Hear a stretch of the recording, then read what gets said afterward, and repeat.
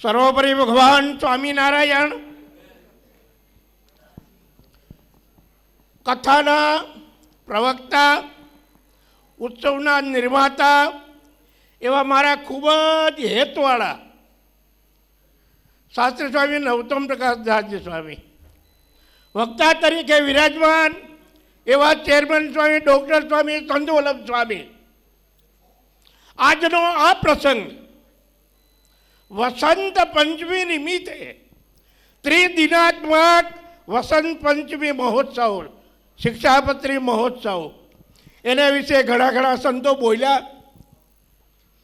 મને નરોત્તમ સ્વામી કે થોડુંક, એક સંત કે નરોત્તમ સ્વામીની વાત બોલતા નહીં. અરે ભલા માણસ, આ જેણે જેણે ઉત્સવ નિમિત્ત કર્યો અને સંપ્રદાયના તમામ શાસ્ત્રોનું જ્ઞાન જેને ગટકાવ્યું છે, હું તો એમ માનું છું મને કાંઈ યાદ રહેતું નથી, પણ એ કોમ્પ્યુટર મગજ છે, એનામાં આખું સંપ્રદાયના શાસ્ત્રો ભરેલા છે. આ મારા અનુભવ પ્રમાણે. અને હું એમ કહું તો સંપ્રદાયમાં હું નાનો માણસ છું, ઉંમરમાં મોટો છું, પણ સંપ્રદાયમાં હોદા વગરનો નાનો માણસ. મને એટલો બધો પ્રેમ, એટલો બધો હેત ઉપરાણું છે કે મારા હાથે દીપ પ્રગટ્ય નામ લીખું. મેં કીધું આ નહોતું સ્વામીને પણ ગજબ કર્યું. સમજ્યા? શિક્ષાપત્રી આજનો દિવસ છે, મને ખૂબ આનંદ છે. તમામ જગ્યાએ મોટા મોટા ઉત્સવો ઉજવાય છે, પણ ભગવાન સ્વામિનારાયણે ગજબ કરી છે. દુનિયામાં એવું શાસ્ત્ર ગોતો જે ભગવાને લખ્યું હોય. ગીતાની આપણે વાત કરી, એ મુખ્ય શાસ્ત્ર કહેવાય ઓલ્ડ વર્લ્ડ, પણ ભગવાન કૃષ્ણ પરમાત્માએ અર્જુનને નિમિત્ત બનાવી અને ઉપદેશ આપ્યો છે. સંતોએ ભેગા થઈ અને એનું સંગ્રહ કર્યો. પણ વાલા ભક્તો, જેણે પોતાના હસ્તકમળથી કલમ પકડીને શાસ્ત્રનું નિર્માણ કર્યું હોય એવું દુનિયામાં શાસ્ત્ર ગોતાવી લો, એ આ શિક્ષાપત્રી. એના સિવાય કોઈ શાસ્ત્ર નહીં મળે. ભગવાન સ્વામિનારાયણે ગજબ કરી છે, આપણા હિતને માટે કામ કર્યું. એમાં અગત્યની વાત હમણાં પહેલા સ્વામીએ કીધી કે આજના વચન એને શિક્ષાપત્રી. બહુ સરસ બે બોલ્યા કીધા એણે.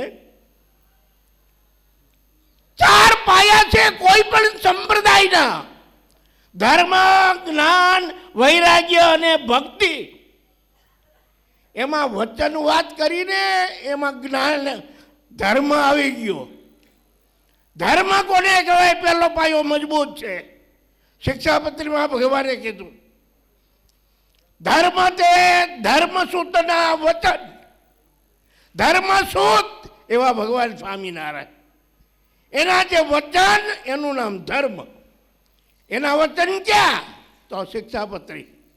વાલા ભક્તો, આ દુનિયામાં અનેક સંપ્રદાયો છે, એમાં સ્વામિનારાયણ સંપ્રદાય એની તો વાત જ મૂકી દો. આ બધા સંપ્રદાયો ધર્મ, જ્ઞાન, વૈરાગ્ય, ભક્તિ 4 પાયા ઉપર ઊભા છે. મજબૂત 4 થાંભલા છે. એમાં ધર્મ પેલો છે. ધર્મ તે ભગવાનના વચન.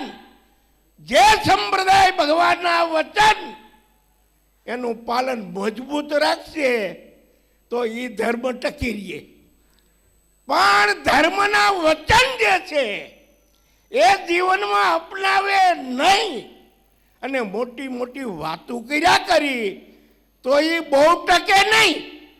અને આ તો લાખો કરોડો વર્ષ સુધી ભાઈ સંપ્રદાય જાય નહીં, ટકી રહે. ભગવાને એવું શાસ્ત્ર આપણને આપ્યું છે, હાથમાં આપ્યું છે. આપણે ખૂબ ભાગ્યશાળી છીએ. હવે 1-2 વર્ષ તો આવા જ જવાના શિક્ષાપત્રી મહોત્સવ. ભગવાન સ્વામિનારાયણ વડતાલમાં શિક્ષાપત્રી લખી એ આપણા તમામના કલ્યાણને માટે લખી છે. અગત્યનું એવું શાસ્ત્ર છે કે એની કોઈ વાત નહીં. એનું મુખથી વર્ણન કરી શકાય નહીં, આપણે એમાં ઊંડા ઉતરી તો. અને શાસ્ત્રી સ્વામી આ વક્તા તરીકે એમાં એક અગત્યનો એવો શ્લોક છે, પણ મારે અત્યારે વર્ણન કરવું નથી, સમજ્યા? કોઈ કરશે નહીં અને કરવું નથી હમણાં. પણ ભગવાને એવો શ્લોક લખ્યો છે ગજબનો, એની કોઈ વાત નહીં. પણ એમાં સમય જોઈ તો જ એનું ચર્ચા થઈ શકે, અને થઈ શકે એટલે તમે બધા રાજી થાવ, સંતો હરિભક્તો તમામ રાજી થાવ. કારણ કે સંપ્રદાયને માટે પણ એ અગત્યનો શ્લોક છે. પણ નામ નહીં પાડું કયો શ્લોક કેવું, આ તો તમને યાદી આપી, મંથન કરજો કે કયો શ્લોક છે. સારું છે, મને બોલવા માંડ્યું. નવતન સ્વામીએ મને મારી ઉપર કૃપા કરી. આ સંતને ધન્ય છે, આવો સરસ મજાનો ઉત્સવ કર્યો શિક્ષાપત્રીનો. ભગવાન સ્વામિનારાયણ આપણી ઉપર ખૂબ રાજી થાય. અને આમાં જેણે આ જે પદ મેળવું છે ઉત્સવનું, ભાઈ ઉત્સવના ગ્રાહક જે બન્યા છે, જે શું કહેવાય એના યજમાન બન્યા છે, એને શાબાશી છે. હવે 200 વર્ષનો ઉત્સવ આવવાનો છે, આપણા ભાગમાં નથી આવવાનો. એટલે શાબાશી છે એને કે એની લક્ષ્મી એને વાપરી. આમાં ભગવાન એને અનેક ગણી લક્ષ્મી આપે, ખૂબ ખૂબ રાજી થાય.